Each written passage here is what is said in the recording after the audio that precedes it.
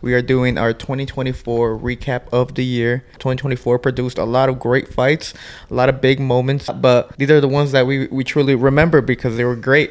And what better way to start off with the first category, with it being Fighter of the Year? We have narrowed it down to 5 candidates with Alexander Usyk. We also have Daniel Dubois, Naoya Inoue, Bam Rodriguez, and Arthur Beterbiev. The second category that we have is Fight of the Year. Moving down the list of categories, we're now going to the realm of Upset of the Year. We had a lot of good upsets this year and a lot of big moments, shocking moments that really kind of broke the boxing community at points. And then the last category we have right here, it is undoubtedly KO of the year. 2024 delivered with some massive KOs. In boxing, KOs are everything, man. They're the money shot. They're what get you the views. They're what get you the fans. And there's a lot of moments like that in 2024. So let's start off with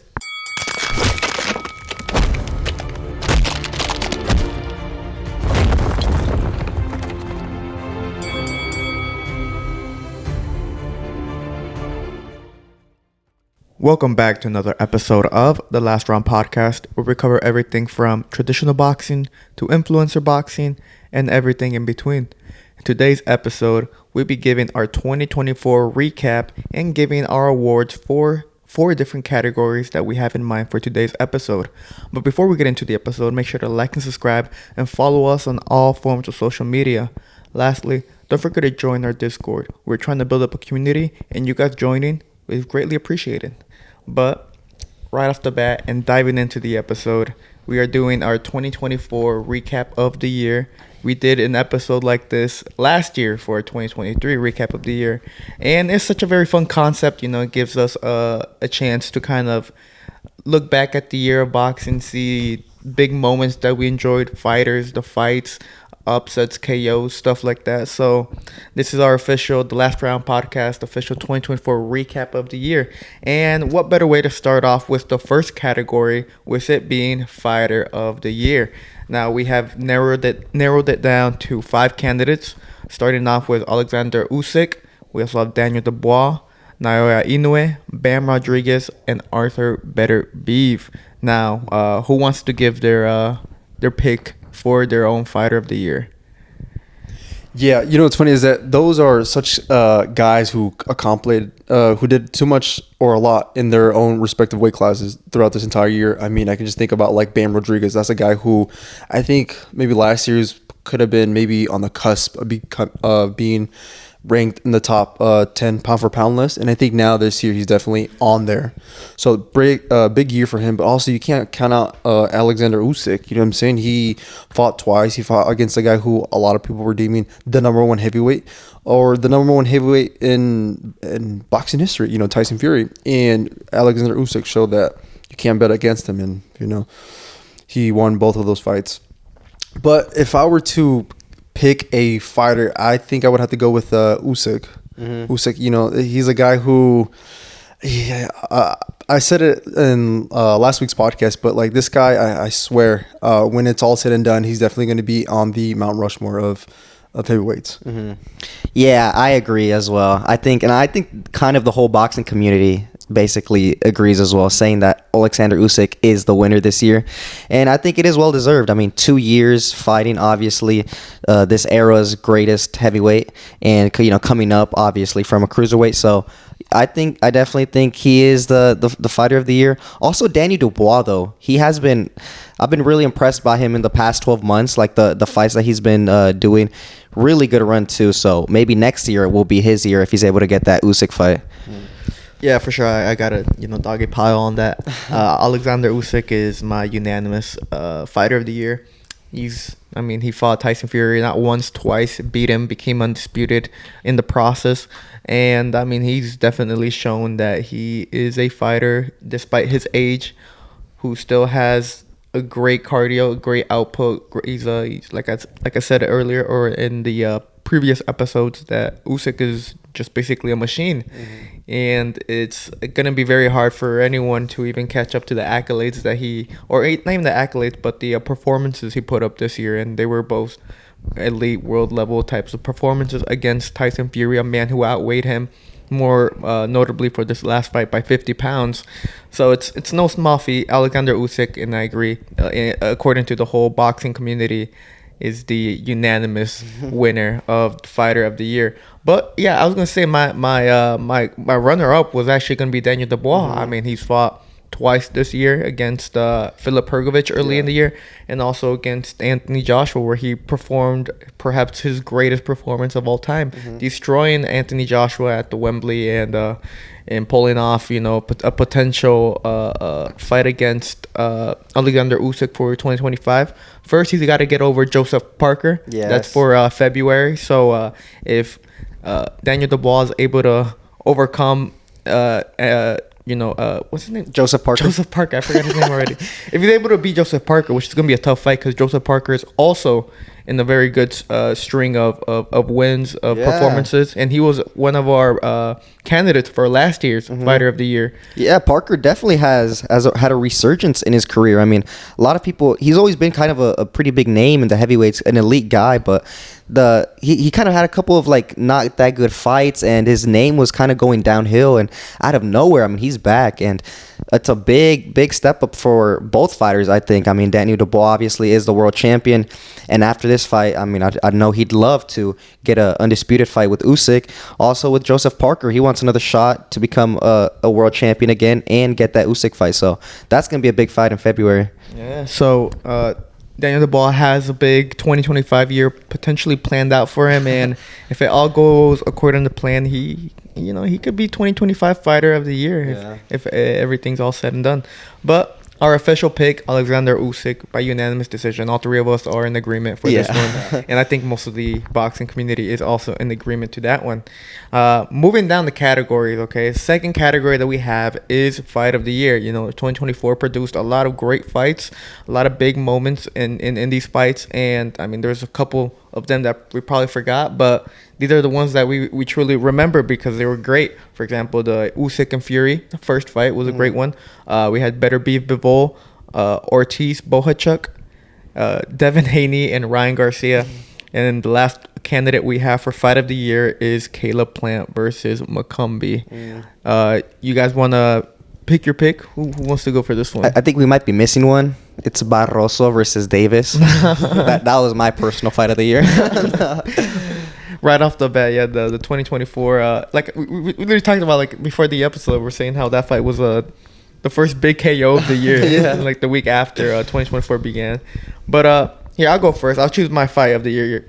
If I'm being honest, man, it was gonna be Plant Macombi until I remembered how great the Ortiz and Bohachuk fight was, and I gotta go for the Ortiz and Bohachuk as my personal fight of the year. It was action packed. I mean, you had the power puncher and Virgil Ortiz taking on the absolute granite chin of Bohachuk, and Bohachuk is also a power puncher. I mean, all his wins are basically by KO as well. So this fight was. I called it on the lead up to the fight or on the build up to the fight that it was going to be a slugfest, and it certainly delivered to that accolade, and everyone enjoyed that fight. There's a lot of big dramatic moments. You had Virgil Ortiz getting dropped in the first round and also getting dropped again midway through the fight, and then you had him just rally back with crazy combinations, hurting Bohachuk on multiple occasions, but never was able to find that killer blow or that moment to drop Bohachuk, and which led to a very dramatic and controversial decision. But regardless of the decision, the scorecards that were given, this fight was definitely up there as my favorite Fight of the Year. Yeah, that was such a great fight because there was a lot of firsts for that. First time Ortiz goes the full distance, first time that Ortiz gets dropped. And so there was a lot. And, his opponent, Bohachuk, he was game, but, Ortiz, I think he had a really great team behind him, and they were able to get the win. So it's going to be interesting to see how he goes from here. But that was a really good fight, really good slugfest. They were just back and forth action, between the two. But for me, because that was one that I was thinking about, naming my pick. But I think I'm gonna have to go with Haney and Garcia. Oh yeah. And it's not so much just based on the fight, it's everything that happened before and after. Like, it's such. I feel like the whole world was captivated by these two guys, especially more with Ryan Garcia. It almost seemed as though Ryan Garcia was seemed unfit to fight. Yeah, Ryan Garcia had the world in his hands, bro. He was like the most famous guy on earth for that fight. It was crazy. Yeah, the build-up was crazy. Everyone was wanted to see Haney just beat him up because they just assumed that Ryan wasn't training, and all of a sudden he just shocks the world. He just drops Haney 3 times and it hurts him on several different occasions throughout the fight, and then he ends up winning. And then and that was a good fight. It looked like Garcia was, Haney couldn't figure out how to stop Ryan Garcia's left hook, and as a Ryan Garcia fan, I was really happy. I'm not no hate on Devin Haney, but Ryan Garcia is my guy or whatever. But yeah, that, and then the controversy afterwards as well. That was also something that I'm just kind of tying all of that together. Yeah, probably that fight. Yeah, was the most eyes were on that fight, because I mean both of those guys are also part of the culture too. I mean, Haney Garcia, yeah, that was being spoken about for like casuals and everybody, not just the boxing fans. So that was a really big fight. For me personally, I liked Fury versus Usyk, the first one. I think that was definitely my fight of the year. It had everything, there was drama, there was showboating, there was knockdowns. I think personally, just like the fighting aspect of it, that was my favorite one. Yeah, that's a good one. I think a lot of people also had that as one of their favorite ones. I think it was very widespread, this category, when it came to boxing fans. It just kind of really relies on what you kind of like. It's because in 2024 we had a lot to eat in boxing, dude. Yeah, we did. We ate good. Great Thank fights. you, Turkey, first of all. You Turkey, had you played a big role in some of these big fights. But maybe maybe we should have put him in Fighter of the Year, honestly, or something. Promoter of the year. Promoter of the year. Promoter of the year. But yeah, in terms of when it came to Haney and Ryan Garcia, their showdown, I mean, we recently watched it, rewatched it again, and I can't lie, that fight was kind of boring, man. There's a lot of, I mean, of course, the highs were absolutely insane. I mean, it kicked off right, it kicked off hot with Ryan Garcia hurting Devin Haney within the first 30 seconds of the first round. But there was a lot of moments, especially the first half of the fight. It was like 2-6 or something like that. That it was Haney kind of took back control after that first round, and then it was just kind of boring. It was boring. I mean, Ryan wasn't really throwing any jabs, or his output was very low after the first round. Devin Haney was trying to walk him down, but I mean, even that's not the Devin Haney we know. I mean, even if it was kind of crazy, because even though Devin Haney was walking down Ryan Garcia, he was still boring. I mean, so overall, that fight was, I mean, it had its great moments, and the moments are the moments that we remember. Him hurt him in the first round, dropping him multiple times afterwards. But yeah, there was a lot of big gaps in that fight that I was all like, oh, this is kind of a little boring. Yeah, I'll give that to you. But I feel like the moments where there was highs, it was really high up. Yeah, that's what it was. It was like what was it, the 8th round, right, that he dropped him? I believe so. Yeah, I believe it was the 8th round. I mean, that 8th round was going fucking crazy. It was insane. So that shit broke the internet. It was millions of impressions. So I guess if you're going like with eyes, the fight of the year, that's probably the one, honestly. Oh yes, but in terms of, I mean, when I look at Vergil Ortiz and Bohachek, just every single round they're just clobbering each other. But the Usyk and Fury, that one was actually really good. And that would have been another. I think that might have been my runner-up for fight of the year. That was a very good showdown between. I mean, you had 6'9" Tyson Fury take on 6'3" Alexander Usyk, who's a smaller man. And the smaller man was walking down the bigger guy. Fury was on his legs, jumping up and down, all that type of stuff. I mean, you had Fury hurt Usyk with the uppercuts. You had Usyk hurt and drop Tyson Fury, which was, honestly, one of the biggest moments of 2024 as well, that shot. I mean, he even has it framed in his house. He was on the verge of getting TKO'd. Yeah, Goodness. It's crazy. I mean, that fight also delivered in in terms of just not only the moments, but also in terms of the skills that were shown throughout that fight, and also the occasion. I mean, they were fighting for undisputed. They were undisputed, and we were able to finally able to get an undisputed champion at the heavyweight division. So it was very good to see, and honestly, that's my runner up for 2024. Was that the first undisputed for the 4-belt era in heavyweights? I believe so. Might have been, yeah. Yeah, so it's historic right there as It was well. a very historical fight, Yeah. very historical moment, and one that Usyk will for sure cherish. He became a 2-time undisputed champion. So that was very big for him.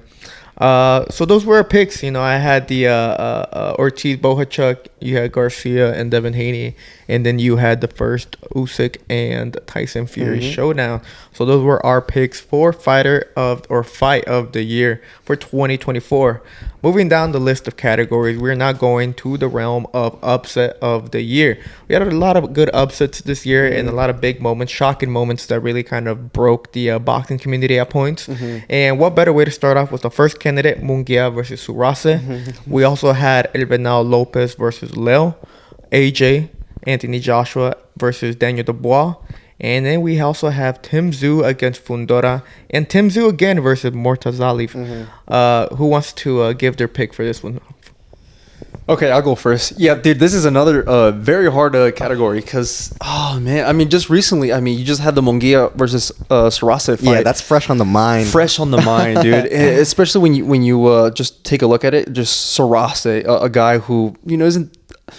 he has a really good record, but it's against guys who aren't the best, and he's flown to the hometown of Jaime Munguia to get slaughtered, and then the roles are reversed. Yeah. Oh my gosh, and it was a devastating KO as well. So I have that fresh on my mind, but I also have Daniel as well knocking out AJ. You know what I'm saying? He was having that run. I know a lot of people were counting him out. He quit, but he slowly made his way back in, and then he delivers a devastating KO against another guy who a lot of people deem AJ maybe as the number 2 guy in the division at the moment, and Daniel, who was known as or had that label as the quitter, just knocks him out. Wow. Steals his belt. Boom. Yeah. But if I were to pick, it would have to be Munguia and Surase. Yeah. Because I could not believe that Surase drops his dude. Because Surase doesn't even have a KO in any hands, like left hand, right hand. And he had like 2 knockouts out of his 35 fights, 20 some fights. And he ends up getting dropped in, I believe, like one of the first few rounds, and then all of a sudden he just drops Munguia flat cold. Yeah, that's the funny thing as well, because Munguia was literally winning the fight. He already dropped his opponent, and he was winning. He was in control, and just out of nowhere, in 3 seconds, he's flat on his back, and the fight's off. Yeah, so also in his hometown is crazy too. Absolutely insane. So that's a really good pick. But for me, I'd have to say Mortazalia versus Tim Tszyu. Yeah. I was shocked when I was watching that fight. I was like, my jaw was on the floor. I was like, no fucking way, Tim Tszyu is losing this, and that bad. He had a concussion for sure. You could see it in his eyes. He was not there. So I think that was my fight of the upset of the year. Well, my upset of the year has to fall with Munguia and Surase. I think, even though it's fresh on the mind, it's one of the most unexpected moments of 2024, and I think it's a very big. I think when it comes to this upset and fighter of the year, a lot of the boxing community, I think, comes to an agreement that Usyk fight of the year and upset of the year has to be Surase knocking out Munguia, and like you said, Bruno Surase, he was an undefeated fighter coming into the fight, but he'd only ever fought in France. That the quality level there is not the highest, and then you're going up against Jaime Munguia, who's coming off from fighting Canelo earlier in the year, and he went all 12 rounds with Canelo, even though Canelo, quote unquote, could have been holding them up. Yeah, okay, that narrative, that narrative is crazy, bro. I don't think I've ever heard a more untrue narrative being spoken like it's facts. Yeah, well, I mean, that's what people are saying. And I mean, Canelo said that he didn't want to hurt or knock him out. But I don't know. Point is, It's because he's a Mexican. That's why. Yeah. Mexicans like Mexicans. well, I mean, that's what had a lot of more hype for Jaime Munguia. I mean, this was supposed to be his end of the year celebration fight in his hometown, fighting already. It's going to be his 4th fight of the year. So he's going to end it off in high notes, get an easy W, and then enjoy the holiday season. And, I mean, it looked that way early on. Bruno Sarasa was dropped, and but he wasn't stopped. And I don't think that if anything, that kind of like gave him a boost of or woke him up in essence, because then he started catching Munguia with good shots throughout the rounds. He was still losing the fight, but, you know, there's some moments where he was catching Munguia clean, and he was able to find that one punch that was able to get him that that victory and get him to you know, more big money fights in the future. So his career has definitely changed trajectory. Munguia's aiming for that rematch, but it has to be upset of the year, man. I mean, Sarasa has no punch, man. Look at his record. He don't got pop, but he fast, man. Hey, speed kills. It does. I mean, this is proof that speed does kill if you're not careful with it. So, me and you, we had Jaime Munguia, Sarasa as our upset of the year. Yeah, Tim Tszyu and Mortazeli. You know, also, that was my runner-up as well. Well, it's because, you know, Tim Tszyu was coming off a quote-unquote supposed fluke against Sebastian Fundora. Due to the cut, he was no longer champion. Mortazeli, he was coming off from a very bad performance, one that many people weren't impressed at all. So coming to this fight, people were saying, okay, Tim Tszyu is looking to get his belt back. He's looking to build himself up, and Tim Tszyu was also the guy at 154 that they deemed to be the best fighter in that division. And I mean, they had him pinned up against Terrence Crawford. They had him pinned up against all these other big names at 154. And Mortazeli had different plans, man. And you're right, the way that he absolutely brutalized Tim Tszyu, like he made it from the first bell, from the first round. He just cooked him up, man. And I mean, hats off to a Tim Tszyu for standing up with a concussion like that. Yeah, he got some balls. Yeah. No, he do. But I mean, at that point, I was like, dude, the corner's got to stop it, man. Yeah, they definitely made the right choice. I mean, he was gonna get knocked out, like flatlined, if the corner did not throw in the towel. But yeah, I mean, Mortazeli, it's because he was just relatively unknown, and like you said, he was coming off of like a really mediocre performance. A lot of people were saying like, oh, it's like he doesn't deserve to get a shot at Tim Tszyu. Boom, he does that shit in like a couple of rounds before the first half of the fight, and he knocks him out. It was crazy. Well, now Mortazeli has big 2025 plans as well. I mean, people are, you know, trying to pin him up against Terrence Crawford, and there's like some little rumors saying that they're supposedly working on a fight like that. Oh, Mortazeli and Crawford? Yeah, okay. Just rumors. Yeah. There's no credibility. Maybe it's the Michael Benson X account. Yeah, Michael new Benson. one. Yeah. The new one. Yeah, the new one on X. But Mortazeli is now the guy looking for title shots. You know, looking for to retain or maintain his position as one of the best fighters at 154. And I mean, he truly proved it with that performance against Tim Tszyu, which I know a lot of people or a lot of fighters in the division who saw that fight, they probably were a little frightened by it, because you don't do that to Tim Tszyu, man. Yeah, that's like a threat. Like he was threatening to do that to everyone else in the division. So those were warning shots, and now that is, I think it's a very respectable upset of the year, especially considering the context, or considering the build up to how both fighters were looking. But those were our official upset of the year picks, our winners. And then the last category we have right here, guys, you know, it is undoubtedly KO of the year. You know, 2024 delivered with some massive KOs, man. In boxing, KOs are everything, man. They're the money shot. They're they're what get you the views. They what get you the money. They're what get you the fans. And there's a lot of moments like that in 2024. So let's start off with the first category, or the first contender, with it being Munguia versus Bruno Sarasa. We also have El Venado Lopez against Angel Lil. We had the H2O versus Luca Bahdi, Zhile Zhang's KO over Deontay Wilder, and also the Wardley and Clark KO. Who wants to kick off this their pick for this category? I think mine was definitely Barroso versus Davis. Keep saying that one. I will not. That was a good stop. one. I'm always gonna keep on Barroso, bro. He's been forgotten again, but I'm gonna bring him back. Watch, 2025 is his year. Well, he got stopped in this. Yeah, last I know. We don't talk about that. Inshallah, 2025. He's not coming back. Yeah, we like Barroso, bro. We like Barroso, but I definitely think. I mean, all those knockouts were amazing. But I think hands down for me, it has to be H2O and Bahdi. Yeah. I mean, the way you usually don't see knockouts like that, face first, face planted, just on there. It kind of reminded me, and this hurts just saying it, of the Manny Pacquiao KO against Juan Marquez. Mm-hmm. You know, that was one of the scariest moments of my childhood, honestly. But it reminded me like that because Pacquiao, when he got knocked out, he was also face first, and like his hand was like in his like stomach, and it was like the same thing for H2O. Crazy knockout, and I think he was winning the fight as well too. Yeah. So he was winning the fight out of nowhere. He just gets sparked out. Lucas Bahdi has his moment, and also the one final thing I want to mention about that is Lucas Bahdi gets a highlight reel KO. That's probably a lot of people's KO of the year, and he wants to celebrate, rightly so, and the ref is on his ass trying to grab him. Calm down. Attend to the fighter. Now, what are you doing? Let me celebrate, bro. Let me gloat for 10 seconds. So that's another thing that pissed me off. That ref was very annoying.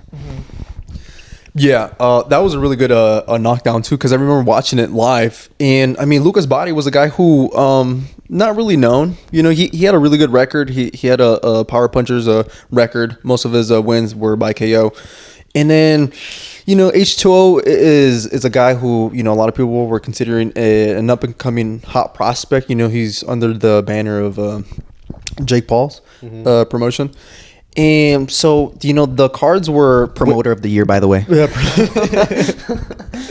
Yeah, H2O was the guy who was fiending to like possibly, you know, go up because he's at 135, correct? So yeah, I mean, there's other guys at 135 that, you know, a lot of people were possibly maybe seeing a future fight between maybe Vargas or Abdullah Mason. You know, just he was H2O's name was, you know, in like that same group, in that same circle, but with that knockdown, like that completely went off the rails. Yeah, and so crazy that he just made it look so effortless. You know what I'm saying? Priceless. Yeah. But for me though, I think I'm gonna go with Wardley and Clark too. Yeah, that was a fight. You know, that was in the first encounter. It was a pretty competitive fight, and you know, so they went at it again, and Wardley did not want that fight to go to the distance at all. From the very first bell, he made sure, you know, to step on that gas, and he delivered a right hand that made a dent on Clark's head. Not only that, but he also fucked up his jaw as well.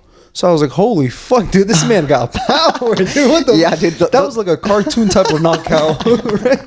Dude, those guys are big boys, bro. And I remember watching that. He was swinging for the fences. It was crazy. He was putting so much behind his shots. So, yeah, it does not surprise me that he messed up his skull. Yeah, so for me, that was the knockout of the year for me. Yeah, I think those two are pretty valid picks. I would say the H2M Bahdi. I remember watching that one live. That one was crazy. It came out of nowhere. Crazy. It came absolutely out of nowhere. Caught him with like a three-piece McNugget So fucking nice. combination, man. You could just hear it, too. You heard, like, the punches. Oh Boom, my boom, boom. gosh, man! It was such a clean combination, bro, to lay him out flat. And then the Wardley and Clark one, the memes that came out there, like, what the hell is this? like all messed up from the head and the like, you know. Oh my gosh, that's crazy. Some real damage. Those are great picks. My personal favorite, my personal favorite KO of the year has to go to Angel Lil as he knocked out Ivanel Lopez. That had me absolutely speechless. I was shook to my core because I mean we like Ivanel Lopez. I was heartbroken. Yeah, I mean, of course. I mean, we've been following Ivanel Lopez since he was introduced against Gabriel Flores, where he delivered an ass whooping to Gabriel Flores in 10 round assault, man. It's one of my favorite fights, Should have been honestly. sued. Yeah, that's like Haney's doing assault and battery right there, dude. Come on. No, yeah. So we've known about Vanilla for many years. You know, we watched his fight. We watched him become world champion when he beat Josh Warrington. We've seen. We like Vanilla Lopez, and I mean the thing with Vanilla Lopez, we always say his defense is not the best, and everyone said it too. They're like, "Hey, bro, if you don't watch yourself, you're gonna, you're gonna get knocked out." But he relied heavily on his chin. Yeah, that's what he does. Those Mexicans, they love relying on their chin for some reason. Oh man, and I guess he tried to use his chin. I mean, to keep relying on that chin of his, and it just happened to be that Angel Lil was the guy to decapitate Elvina Lopez, and the way he did it too. I mean, that shot was crazy. He had one punch, quitter like that. I mean, you don't do that to Elvina. I mean, it was such a. It's because we don't see Elvina. I mean, we see him get fucking smacked, but we don't see him get dropped, and then more specifically get absolutely like unmovable. Like he was paralyzed. Like you could tell he was out cold, and it was funny because.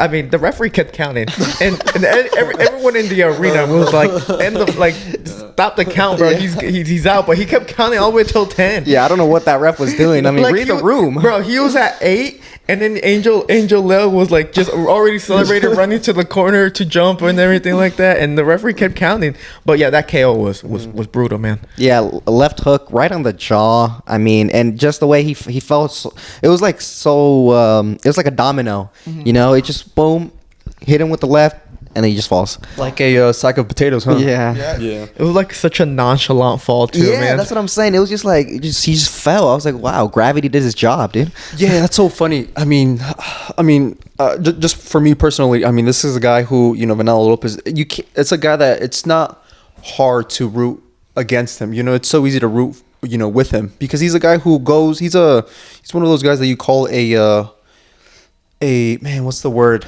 A road warrior. Road warrior. A roadman. Yes, a roadman. Like he goes to any opponent's. No, You have to say it with the accent though. Yeah, he goes. No, he goes to anyone's own backyard and he fights you and then he beats you. When he became a world champion, he went all the way to England to take the belt from Warrington, and he did that with ease. He went over there to Ireland and he sparked out Michael Conlan. Yeah, that one was brutal. That one was brutal. People were saying that it was the karma. It was karma. Because it's true. I mean, Venado, he delivering some crazy knockouts, bro. He has good ass power. Yeah. And but it's a full circle of life. Now he gets fucking absolutely destroyed. That's that one saying, live by the sword and you die by the sword, honestly. And that's really what happened. I mean, it was going to get to a point where his defense was not the best. He had a lot of mistakes, like just having his hands pretty low, chin high up, exposed. So that's not good. But no one had been able to decipher that style of his because he's also awkward. He be throwing punches from weird angles from different positions, and he's able to land them, and the opponents aren't able to figure that out. But I think, Leo was able to bring a good game plan, and he just kind of like exposed them. It wasn't anything like too crazy. He was just kind of making sure, capitalizing on Lopez's mistakes. And up until that knockdown, I didn't think Lopez was winning. I had Leo up, and then just the cherry on top. Yeah, the knockdown. Yeah. Yeah, it was brutal. It was. It was insane that people were shook. I mean, I was shook. I was like, he's not gonna get out. He's not calling. And I mean, you could tell. I mean, I truly believe that the second he got dropped, he didn't even know where he was. He didn't know. I mean, he was out cold, man. He just happened to have his eyes open. But that Angelo Leo, it's because Vinal Lopez, he had so many options for him because with Inoue now coming, a lot of big rumors of him going to 126 sometime in the future, and Vinal Lopez being the champion. They were trying to say, hey, like, I mean, he's only 5'4" as well. They're around the same height. It could be a good matchup. Blah blah blah. Yeah, And there then, was big money fights for him. yes, and even Vinal teased a fight. He was open to having a fight with He posted like a fight poster of him and Inoue saying like, oh, like, talking about, like, he was open to taking on the monster, but well, now he got taken out by Angelo Leo, man. Now Angelo Leo is the guy who people are saying, hey, if Inoue wants to become a champion at featherweight, Angelo Leo is the guy to go. I mean, they're both with top rank, and people. I mean, Leo is probably the least dominant or the weakest champion out of at the weight division. So if Inoue wants the belt, I mean, he could target Angel Leo. Yeah, that's true. Another knockout I just want to talk about also is the AJ and Dubois one. Yeah, that one was so good, bro. That was crazy too, man. Yeah, I'm telling you, there's a lot of there's some good knockouts this year. Great knockouts. Yeah, so. No, but my personal pick, it had to be that Lopez and Lowe one. As much as it broke my heart, it was definitely my favorite knockout of the year. I just can't. It's just the way he falls, bro. Yeah. Like, I just like rewatching. I'm like, damn, he felt like that, man. Felt like that. But so I picked Angel Leo. You picked the Wardley. Oh, the Wardley and Clark, and then you picked the remind me. Who did I pick again? Oh, the H2O and Luca Bahdi. Yes. I think those are all respectable picks. Good picks. Good picks for the KO of the year. So those were our official 4 categories and our official picks for each one. Is there anything else that you guys want to talk about to kind of wrap up the year? I mean, this is our final episode of 2024. So I think the best moment for me in boxing in 2024 is probably when Barroso knocked out Davis. Bro, And that's not a joke either. Well, but also maybe he can come back next year in the first week of 2025 and produce another KO. And he maybe that KO for Barroso was the reason why 2024 was so blessed, man. Exactly. He said it with the right tone. Yes, he did, man. I mean, God. Yeah. I mean, also we had Virgil Ortiz return on that same card too. Well, yeah. So I mean, I think the next big event is, Inoue returns in January. So after getting postponed against Goodman, so I mean, maybe we can see another Inoue as he kicks off 2025, and hopefully he can maybe target the other champions at 122. But as of right now, is there anything else you guys want to mention about 2024? No, I think we're good on that. So this was our official 2024 The Last Round podcast recap. Let us know down below who was your fighter of the year. Do you think Alexander Usyk retained that title unanimously, or do you think any other fighter within 2024 produced a good showcase for themselves? Also, let us know about your picks for fight of the year, upset of the year, and also KO of the year. But don't forget to follow us and like and subscribe, and follow us on all forms of social media. We are on X, TikTok, and Instagram. Lastly, don't forget to join our Discord. We're trying to build up community, and you guys joining is greatly appreciated. But this was Pablo, and I am with Rudo and Asa, and this was the final episode of 2024 for the Last Round podcast. Thank you for watching.